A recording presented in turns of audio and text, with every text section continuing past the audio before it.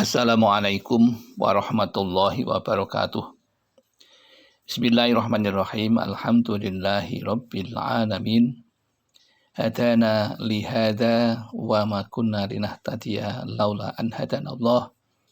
Allahumma salli wa sallim ala sayyidina Muhammad wa ala ali sayyidina Muhammad, amma ba'd.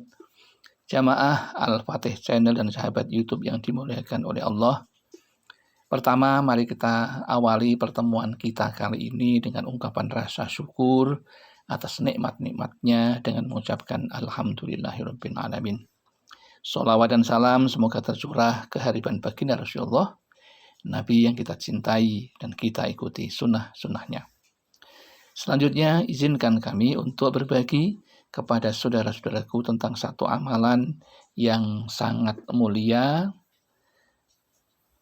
Jika kita bisa meninggalkan hal yang jelek, maka pada kesempatan yang baik ini ingin kami sampaikan sebuah judul 6 energi negatif pemicu kemiskinan.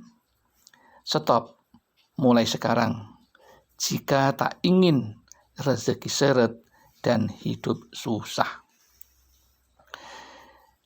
Ada sesuatu yang jika dikerjakan akan berpengaruh pada yang lain. Dan itu dibenarkan menurut ilmu teori gravitasi semesta. Jadi apapun yang kita kerjakan akan berpengaruh. Jika itu baik maka akan berpengaruh kepada kebaikan, jika itu kejelekan maka akan berpengaruh pada kejelekan. Yang kami maksud bahwa ternyata ada 6 energi negatif yang sering kita lakukan yang tanpa sadar atau sadar, bahwa 6 energi negatif ini, 6 pekerjaan yang menimbulkan energi negatif ini adalah akan memicu yang namanya kemiskinan. Maka perlu segera dihentikan. Ada beberapa hal yang menurut Imam Al-Ghazali bahwa kondisi ini disebut dengan penyakit hati. Jadi orang yang terkena penyakit hati ini, maka di dalam dirinya akan muncul yang namanya energi negatif. Dan energi negatif itu akan berpengaruh besar pada kita, baik di dunia maupun di akhirat. Yang pertama, perbuatan yang menimbulkan energi negatif yaitu riya atau pamer. Riya adalah salah satu perbuatan tercela dalam Islam.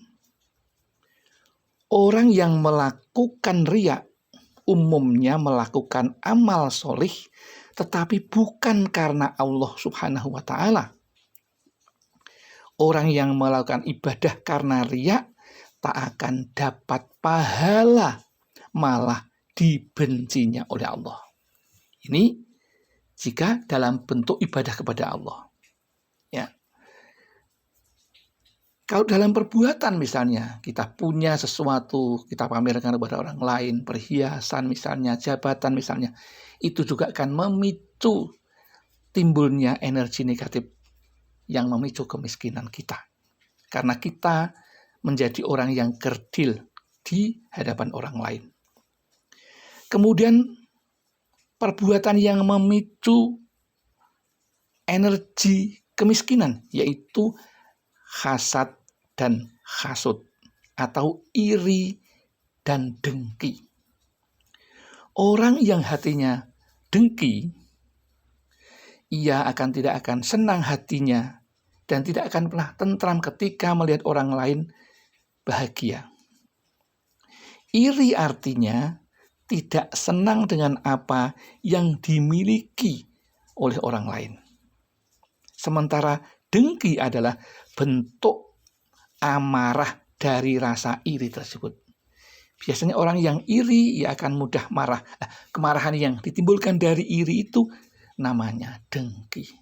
Dan orang yang punya sifat seperti ini, maka ia tidak akan mempunyai sahabat yang setia. Ia akan miskin dalam persahabatan, karena akan dijauhi oleh semua orang. Kalau ia seorang pedagang, ia akan tidak pernah disenangi oleh temannya, sehingga kerjasama menjadi hilang.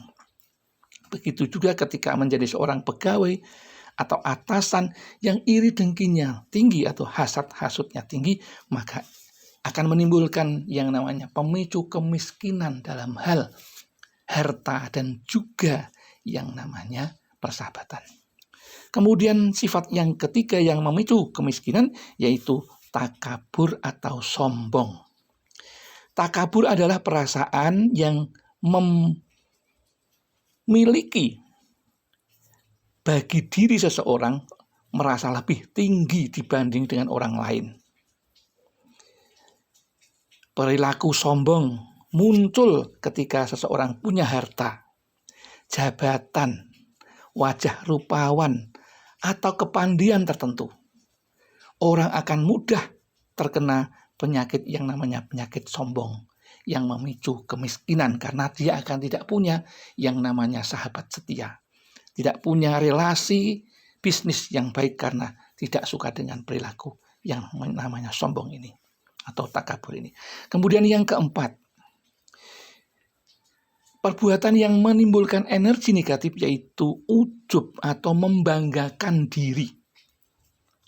Ujub bisa muncul saat seseorang banyak ibadah, banyak sedekah, jabatan yang tinggi dan harta yang banyak sehingga memunculkan sifat sombong, membanggakan diri sendiri. Inilah saya, ya. Dan orang yang seperti itu juga akan menimbulkan energi kemiskinan terhadap teman-temannya, akan dijauhi oleh teman-temannya. Kemudian perbuatan yang menimbulkan energi kemiskinan yang lain yaitu ghadab atau pemarah. Sifat seseorang yang sulit mengontrol emosi sehingga nalarnya tidak berfungsi dengan baik. Jadi ketika orang itu marah, maka nalarnya tidak akan berfungsi dengan baik. Sifat ini sangat dibenci oleh Allah dan semua manusia, sehingga ia akan sulit mendapatkan rezeki dengan baik karena ia dimanapun akan ditolak oleh lingkungannya. Kemudian perbuatan yang keenam yang menimbulkan pemicu kemiskinan yaitu ghadab atau pemarah.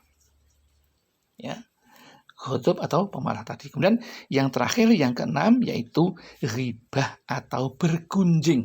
Ya, ghibah ini akan menyebabkan seseorang tidak menyukainya karena ia akan menjadi terluka karena gunjingan orang tersebut, yaitu ghibah itu membicarakan kejelekan orang lain.